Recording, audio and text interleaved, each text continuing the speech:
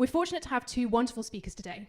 We have Yann LeCun, who probably needs no introduction, but he is a deep learning pioneer and the founding father of convolutional neural networks.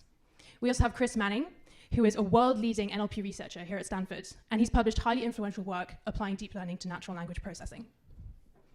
This event was recently described on Twitter as the AI equivalent of Superman versus Batman. Which I think raises some interesting questions. About who would be who.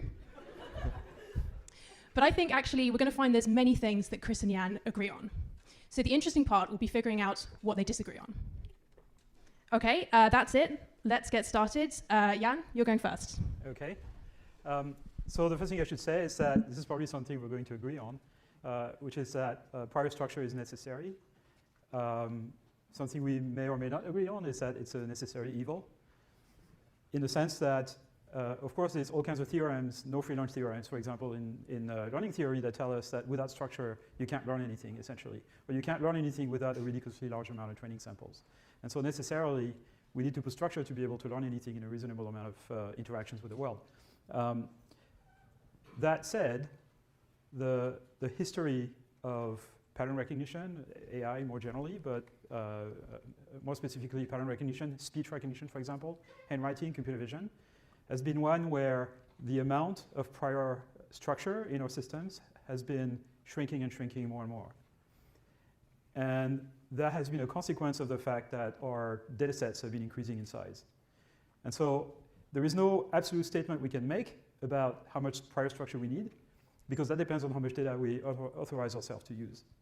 So if we put ourselves in the context of either supervised learning or reinforcement learning, where essentially the type of feedback that the machine gets is directly related to the task it's supposed to achieve, then clearly there is something called the sample complexity of a task or a particular machine, and you will need a particular number of samples for the machine to be able to learn a particular task, and the more specialized the machine is, the fewer samples you will need. On the other hand, the more likely it is that the structure you put in the machine is wrong. And in fact, what's happened over the last several decades, the reason why people in speech recognition, handwriting, etc., have been putting less and less prior structure in the systems is because any structure you put in, you make an assumption about the nature of the data, and that assumption generally tends to be wrong for a small percentage of the data, and that limits the minimum error rate you can get. As we get more data, more supervised data, more labeled data, or as we get more powerful machines that which allow them to interact, to do more trials for learning a particular task, the amount of structure we need becomes less and less prominent. Now, so that's kind of one side of the kind of a historical perspective on the amount of structure kind of diminishing. Now, of course, things like convolutional nets is actually all about structure. So obviously, I'm not against structure, but it's a necessary evil for the reason I just mentioned, which is that every structure you put in, you make assumption that might turn out to be wrong.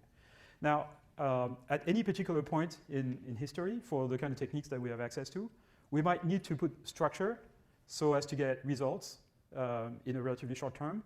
And that structure may turn out to be useless 5, 10, 20 years later when machines become more powerful, more data is available, new techniques are invented, and the structure may become less useful. And so it's difficult to make an absolute statement about this. Now, so what is the situation today? Like, how much structure do we need today?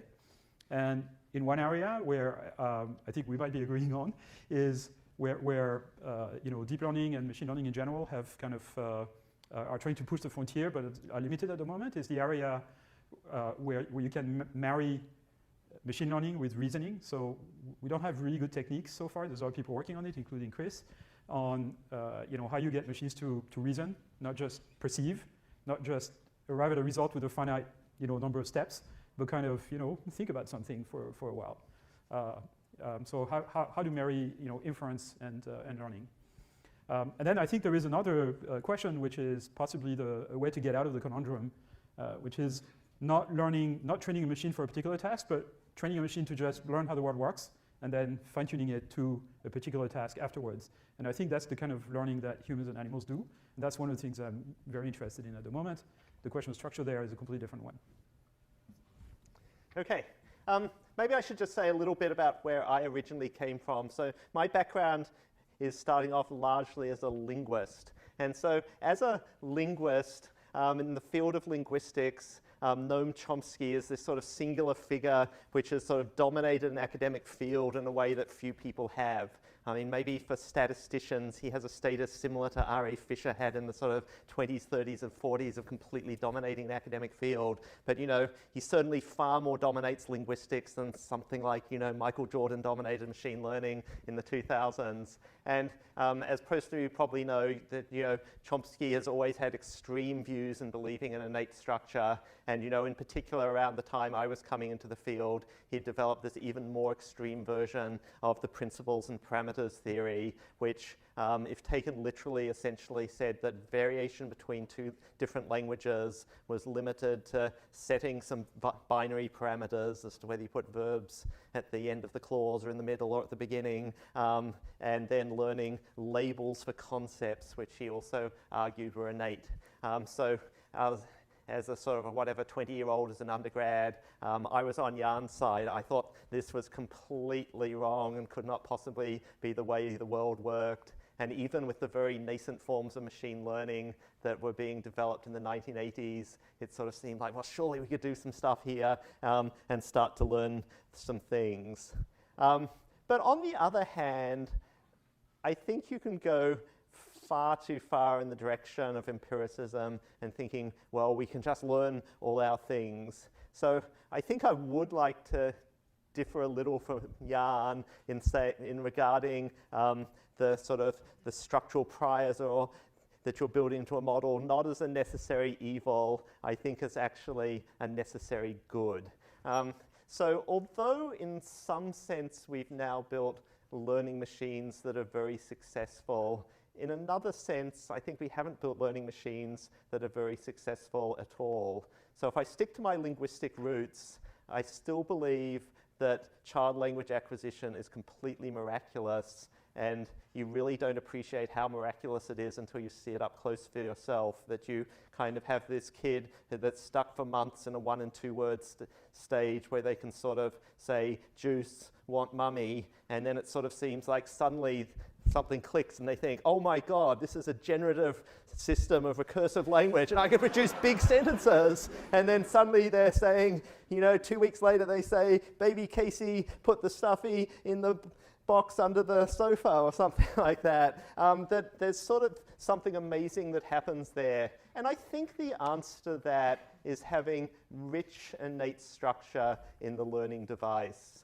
And I think that's the only way that we're going to get the kind of rapid learning that human beings have done. And so I think this current era, we can get more specifically into machine learning later, but I think this current era where everyone tells this mantra of, you know, fast GPUs, massive data, and these great deep learning algorithms has hugely sort of perverted the field and sent it off track, because it is the case that if you have huge computation and massive amounts of data, you can do a lot of stuff with a very simple learning device. But those learners are extremely bad learners. Human beings are extremely good learners, and what we'd like to do is build artificial intelligence devices that are also extremely good learners. And I think the way to achieve those learners is to put much more innate structure, much more ability to learn into our machine learning architectures. And then the question is how to do that in a way that is good. So you certainly don't, I certainly believe you don't want to do it the way that Chomsky has argued. Yann was making the points about how you're putting in these priors can, you know, limit your performance. But I think that there is a rich middle ground where we can provide primitives and scaffolding to shape what kind of things we want and need to learn for us to be able to do it well in the world, and that one of our primary goals should be trying to be taking a positive attitude towards architectures and priors, and aiming much more to say, can we build richer architectures that will allow us to learn effectively in much less time and with much less data? So I guess there's at least one thing where we might perhaps disagree, which is I mean, clearly, there's no question that animals and humans learn much faster than whatever machine that we have at our disposal at the moment. Whatever methods do we have to train our machines? And the question is whether this is due to prior innate structure or whether this is due to sort of non-task specific learning that's not particularly directed towards a task, but something we could call unsupervised learning, which is not a good term because it's kind of a loaded phrase in machine learning, but the kind of learning that allows babies to distinguish between sounds with more sound categories than their adult counterparts. So, French babies can tell the difference between the and the, but French adults no. American babies can tell the difference between on and American adults not so much, but French adults yes. So, it depends on after you learn how to use sounds for a particular task, which is communication, then you lose the ability to distinguish sounds that don't make a difference in terms of semantics. And so, what that tells you is that there's probably some process by which you learn spontaneously learn categories in a non-task specific fashion, and then training for a particular task kind of builds on top of this. And so, in a way, you could think of this as a kind of it's not a prior structure because it's kind of driven by data and it's still a learning process, but it's not a task-directed learning process. So, in fact, the sort of revival of neural nets, if you want, about 15 years ago or so, was built on the idea that was how we were going to train very deep neural nets. We're going to pre-train them unsupervised and then kind of fine-tune them supervised, and that would require fewer samples. We're going to be able to train deep networks, with many layers, with not too much problem. And it turns out you can actually train very deep networks just completely supervised, and if you have GPUs and lots of data, it works. So we kind of lost track of the original motivation for deep learning. Coming back to something you said initially, is something we have in common, which is we came to this field because of Chomsky. So, or because we disagree with Chomsky. Back when I was an undergrad in electrical engineering, I stumbled on a book. I think that it was the result of a debate that took place in the late 70s between Chomsky and Jean Piaget, who's the developmental cognitive psychologist. And it was basically a debate between nature and nurture. And on the side of Chomsky, it was people like Jerry Fodor and people like that. And on the side of Piaget was, surprisingly enough, Seymour Papert. The same Seymour Papert who wrote the book that killed the perceptron in the 60s with Marvin Minsky. And here he was 10 years later arguing, like singing the praise of the perceptron, arguing for the fact that here was a machine that was capable of learning, and it was very simple but yet capable of learning complex concepts. And that was the first time I read about a machine that was able to learn, and I got absolutely fascinated. And like you, I was, I thought all the argument from the Chomsky side had to be wrong. And so that's what got me into that field, really. So I think there's a lot of we agree with. This doesn't have to be strongly opposed positions, but I still believe that just the current zeitgeist is underappreciating the importance of architecture and how much that is involved in what is producing progress in learning. And so in some sense, there's an older history of something like Chomskyan grammars of these sort of intricately hand-designed things. And intricately hand-designed things were also part of lots of other things, whether it was speech processing or old vision systems. And so in some sense, that's the story there has been we've thrown away all those intricately hand-designed things and we're making a lot more progress. But I think there's another version of the story, which is to say, those early attempts were trying to hand-design things at a way too specific level. And what we want to do is we want to be specifying things at a higher, more architectural level, so our systems have the right kind of primitives to be able to learn well. And I think if you take that viewpoint, you can actually see the history of neural networks in general, but especially the history of neural networks in the last 5 years or so, as actually there are a lot of people that are involved in a search to find architectures that improve learning. And I guess I kind of feel like we should be trying to do more of that. So, I mean, obviously, as is well known, Yann's most famous contribution, convolutional neural networks, is a very specific architecture that's designed to produce translational invariance in a visual scene. That's a really good architectural prior. But, you know, on the other hand, there are lots of other invariances you might want to capture in visual scenes. You might want to capture scale invariances, and you might want to capture rotational invariances. And you know, there are very few people, such as Bruno Olhausen, who have tried to sort of look at models that do that. But you know, that kind of work has been sort of really marginalized in the mainstream vision literature, and it sort of seems like, gee, we should have much more that. I think I'll sort of mention one specific linguistic example now, and then maybe come back to some more later. So a couple of years ago, Oriol Vinyals and colleagues at Google wrote this paper, Grammar as a Foreign Language. And the idea of that paper was to say, well, we could take a straight off-the-shelf sequence-to-sequence model, have an LSTM encoder, LSTM decoder, and we will be able to learn to parse sentences, that the output of the decoder would put in parentheses, so you've got a kind of S expression that shows you the structure of sentences. So, like, on the one hand, I have to admit it, I was blown away that this was possible. It sort of actually went against my preconceptions of what should be possible, because, and it may be a fancy glorified one, but an LSTM is just a sequence model. You know, it's sort of like a very fancy HMM, and these kind of sequence models just shouldn't be able to learn the kind of nested hierarchical structure you need to put in parse trees, was what I thought. So, you know, when I first saw it, I was blown away, but, you know, then I looked at it a bit more closely and saw that it didn't work at all if you trained it on the kind of training sets that people usually use for parsers. It only worked if you were feeding it 100 times more data, and the way that you generated that data was by using a conventional probabilistic context-free grammar to generate the data, which you then fed it to parse it. And so then I sort of thought, well, wait, this isn't really progress. This is a horribly inefficient learner.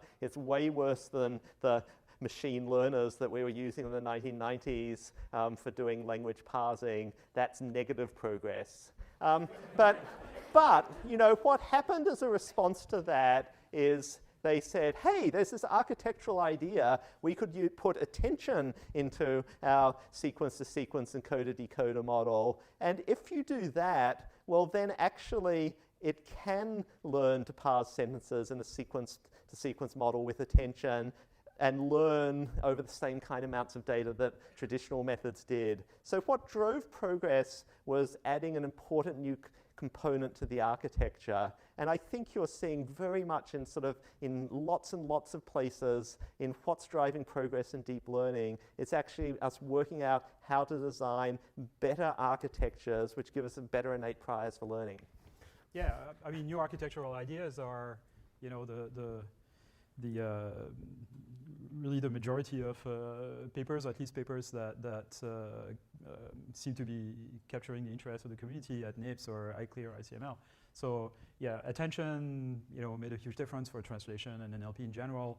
There's, you know, recursive architectures, you know, convolutional, of course, going back a long time, STM, memory networks. I mean, all of those are architectural ideas, and then more recently, capsules, which, you know, are meant to handle more kind of variability than classical convolutional nets. So a lot of those are architectural ideas, and they are what seems to be capturing the interest of the community. The question is, how many of those will survive once we figure out how to, you know, get machines to kind of learn by observation without, you know, being told to solve a particular task?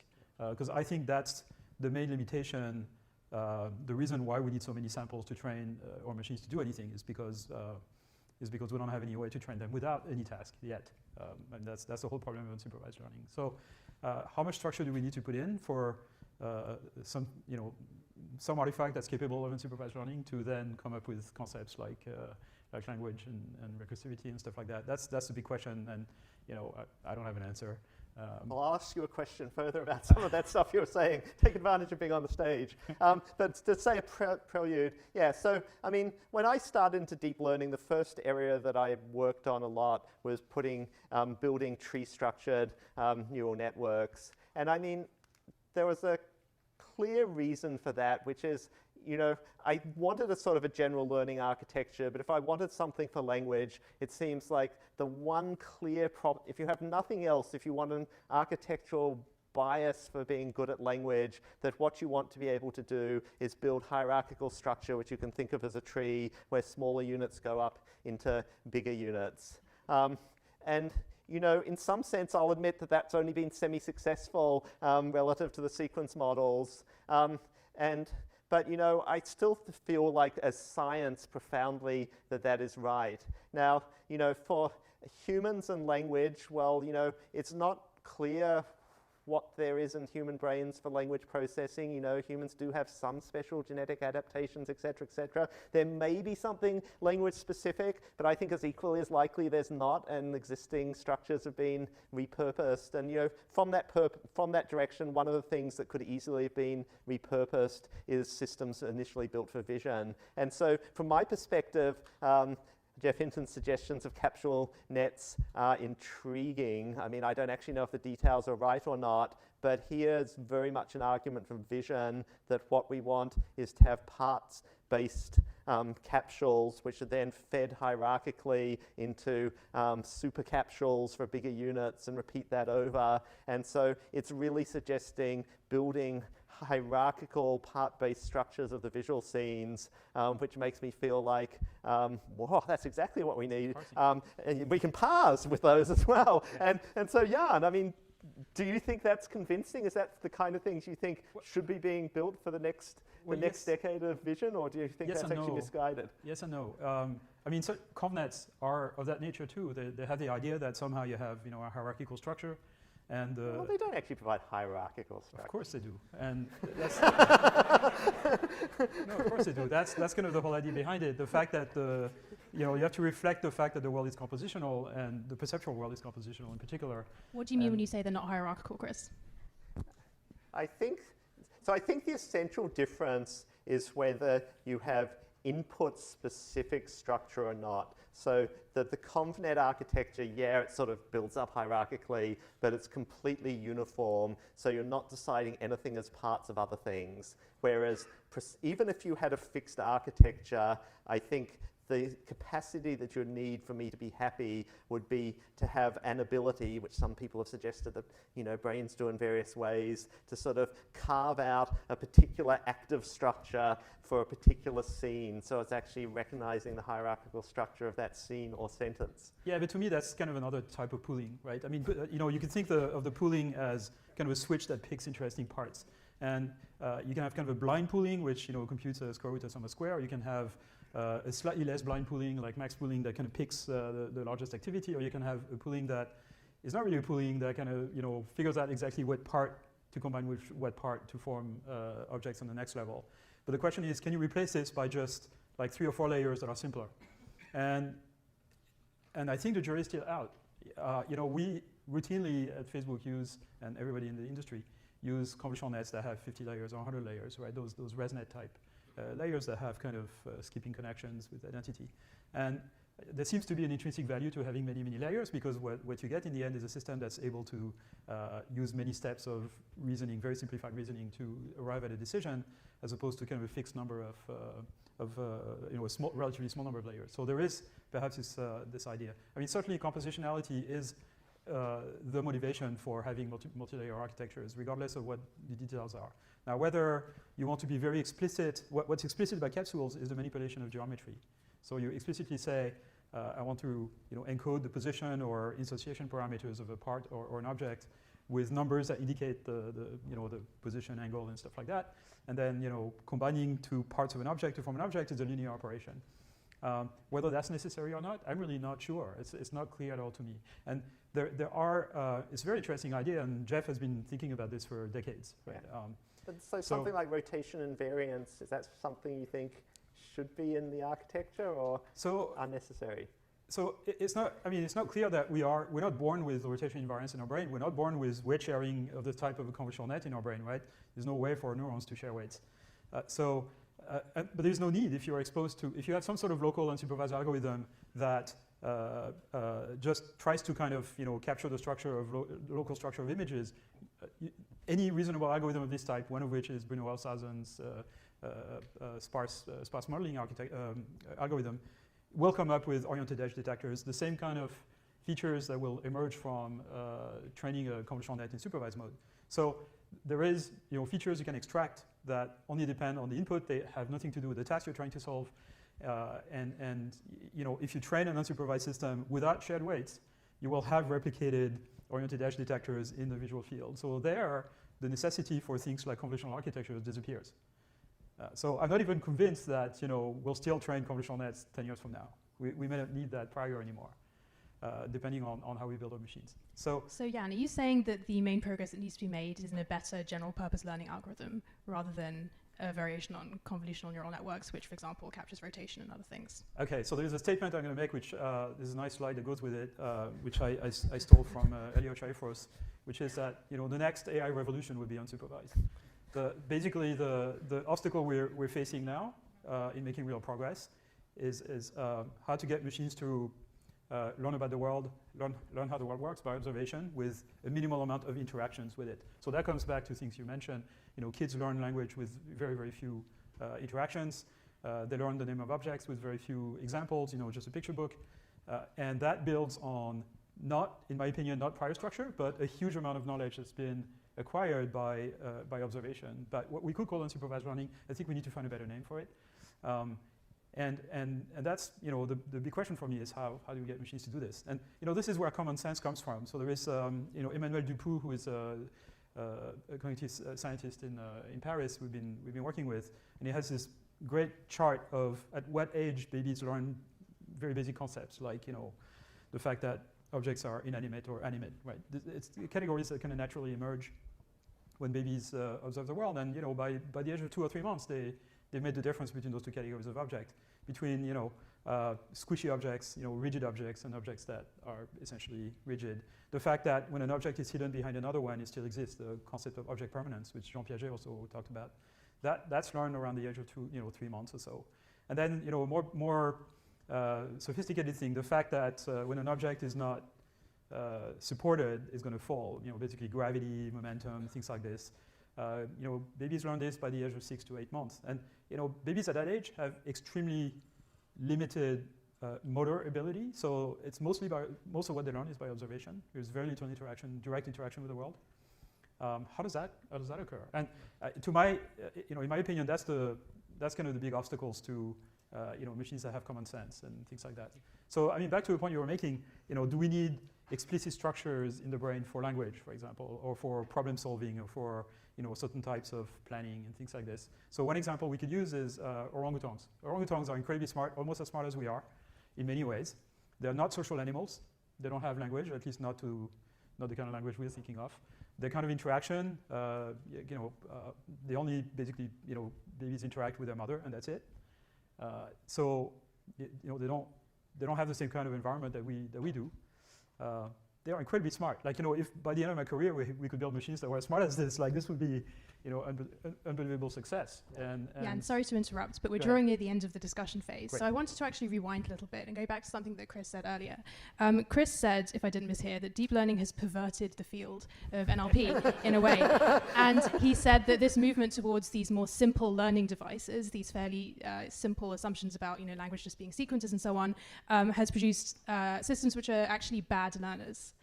So what would be your response to that? Do you think that this bias towards more simple systems is producing bad learners, or do you have more faith in the ability for these simple systems to learn the structures that we need? Because what I'm hearing from both of you is an agreement that we need a way to learn these primitive structures, but it seems that you perhaps have more faith that these simple systems can learn those primitive structures in an unsupervised way, whereas I'm hearing from Chris that perhaps we need to play a more active role in imposing that structure.